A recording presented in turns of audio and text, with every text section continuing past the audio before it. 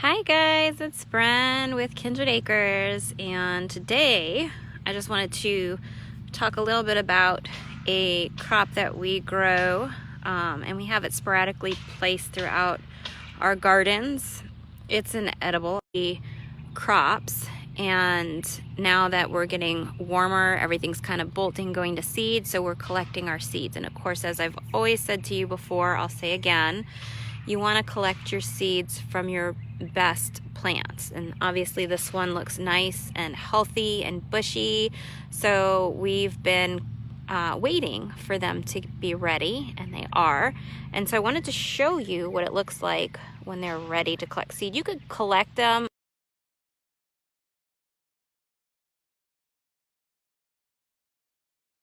connection here. There we go. Okay, sorry, I lost the connection for a minute. So you could just put them in a brown paper bag. Once you start seeing inside these little flowers, let me see if I can get that a little bit closer. My hands are filthy, y'all. I'm sorry, I was digging in the dirt. What do you expect from a gardener? There's tiny little green seed pods. I don't know if you can see that. Those little balls in there, and inside that little ball has the seed. And Claytonia seeds are super tiny and they're black. So you can see here when the pods start to dry up, they kind of start to rupture open. Let me see if I can get a better view here. I'm not doing a great job of holding the camera and doing this at once. And you can see the seeds in there. There's about 3 or 4 seeds per little ball. And so if I didn't collect this today, they would just drop, and they would kind of sit until the temperature and time was right, and they would just germinate on their own, what we call volunteers, as gardeners call them, volunteer plants. They would volunteer themselves.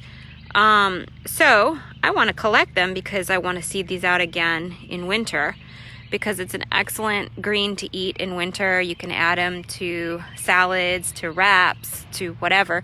And it's also really good for soil building. You know, you want to keep some crops in the garden, at least my opinion. I know a lot of people like to give the garden a break or take a break from gardening in the winter, but this is a super, I mean, it's like plant and walk away. You don't have to do anything for it or to it. Just let it grow all winter long, and you don't even ever have to go visit with it. So it's doing its winter job for you while, hey Doug, hey Alicia, hi Gail. Looks like people are popping on. So anyway, it'll do the work for you by keeping your soil going all winter.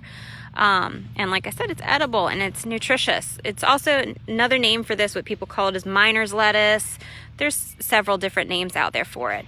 So I just wanted to show you what it looks like when they're ready to collect seeds and where the seeds are. So just something to consider for your garden. You can plant these in late fall going into winter in our climate. We're here near Raleigh, North Carolina. We're at the border of 7B, 8A. And so just wanted to share that with you as an option for your winter garden. And look at these Austrian winter peas, another gorgeous one. And these are excellent for your winter garden because they fix nitrogen in the soil. They don't require a cover in our garden zone. Very cold hardy. And the little young shoots, like this little part here, we pick them off all winter long. They're so delicious. They're sweet and tender, and we put them in salads and sautés and soups, wraps, whatever, all winter long, so you can get use out of eating it while it's helping your soil. And then coming into spring is when they set out these gorgeous flowers. They're just so pretty. And then you'll get the pods that you can save. Now, this type of pea is not the best eating pea. The shoots are really where the deliciousness comes from and the benefit of the soil. But they can be used in like green pea soup or things like that, but it's not like a fresh eating type pea, at least in my opinion. Some people might like them. In my opinion, I prefer them as a like a soup or something like that, or just saving them to reseed. So that's what we're going to be doing, is saving these for reseeding. So it's another excellent winter crop. So we've got a lot of winter things that are going to seed now that will be saving seeds for our Etsy shop and for reseeding for next year. And this, of course, cilantro, which a lot of people don't know, that the popular spice coriander comes from the cilantro plant. So when cilantro goes to seed, those little seeds that it creates is the spice coriander. So you can let your cilantro go to seed and then collect the seeds for replanting, and of course keep some to use in cooking. And I love the seeds. Kalia will just pop them in her mouth and chomp on them because they have like a mild sweet lime flavor is the best way I can describe it. But again, your palate might be different than ours. But that's another excellent plant to grow in winter. And so you see we've got the three together. And we kind of did that throughout the garden. They fill in beautifully, and it looks so nice together. It's just a little pretty little display.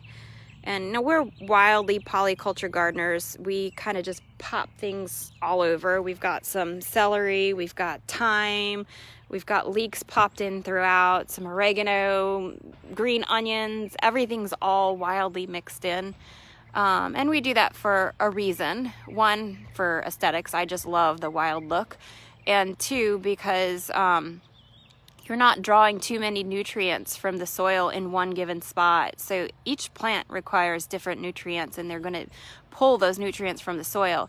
And if you have rows and rows of all the same, it's all pulling the nutrients that it needs from that soil. And now you have to keep that in mind, that you know, you're going to need to replace that. So if you're spreading things out, then you're not depleting any one particular nutrient from your soil. And certain plants give back to the soil, like I was saying, the Claytonia miner's lettuce and the Austrian winter peas. On that note, I do want to add here, if you do plan to grow the Austrian winter peas as a nitrogen fixer, or any pea for that matter, this is a tip I want to add because a lot of people don't know this. But how that happens, how do they fix nitrogen in the soil? Okay, I'll tell you how. At the base of the roots, little sacs form, and in those sacs is where the nitrogen is, right?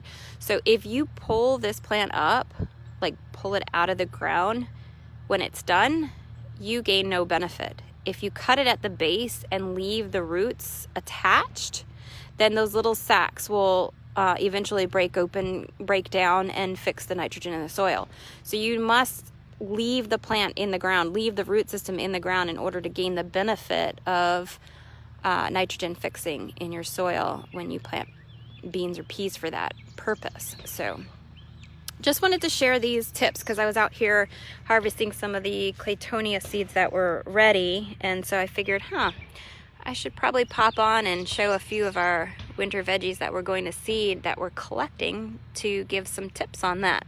So if you guys have any questions, I'm trying to think of what other, of course our mustards, which we've talked about those a lot. Mustards grow really beautifully here in the winter, and of course you get the benefit of eating the mustard leaves, which are delicious. They're spicy raw, but when you saute them or cook them, they become sweet and tender, so you get the benefit of either a sweet green or a spicy green. You can choose. And then come into spring, the flowers are very beneficial for the bees and all kinds of pollinators. And then on top of it, when they do seed, you get the mustard seeds, which are just as they sound. It's not just seeds from a plant, but it's a spice.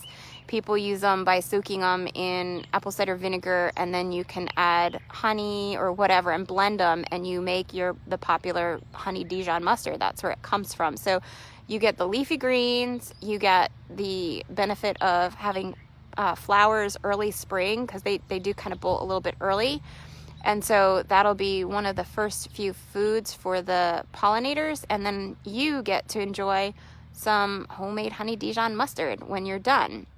And then on top of it, the benefit of mustards, if that was not enough for you, is that, like I've talked about in some of our other videos, they're excellent at killing pathogens in the soil. So if you had an area, for example, like certain squash or certain plants in general are prone to, say, white powdery mildew or other pathogens that may overwinter or just kind of hang out in the soil, you can lay the mustard greens down on the soil and just let them compost down there, and it helps to kill pathogens that are in the soil. So it's really an awesome winter veggie to grow. Honestly, I just think it's like a must-have if you homestead, is you just got to grow the mustards. So yeah, I think those are my favorite, or my tips for the today. I'm sure I can't say favorite because I have a ton of, I mean, I'm just a passionate gardener, so I'm sure I can tell you a million different tips, but today those are the tips I'll share with you. If you guys have any questions about the did I do four plants that I talked about today, or anything, just shoot me a message, shoot a comment below, and I will try and get those all answered. Thank you so much for watching. I'm going to go ahead and go back. We've got about, I don't know, 15 patches of Claytonia that I got to go check on. So I am going to go collect some seed. I hope y'all have a beautiful day. Talk soon.